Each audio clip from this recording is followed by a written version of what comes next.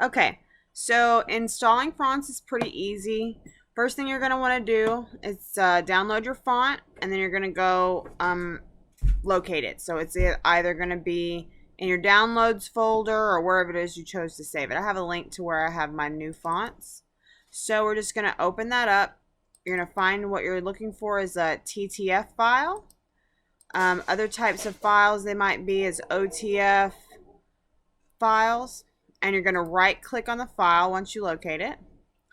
If it comes in a zipped format, you'll first want to unzip that.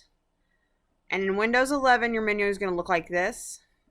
So you're going to want to select Show More Options.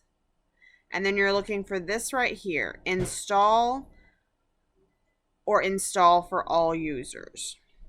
So I'm going to click Install for all users.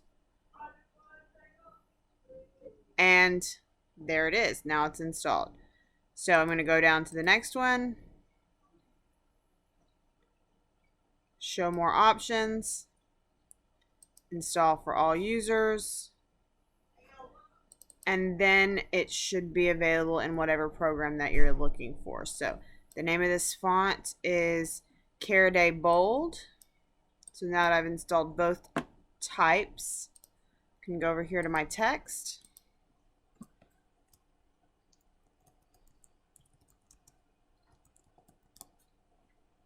And we're going to click it, come over here, and we're going to go and we're going to look for Caraday Bold. And Caraday and Caraday Bold. Now we can take this, we can resize it, we can change the layers on it, we can do whatever it is that we want to do. All right.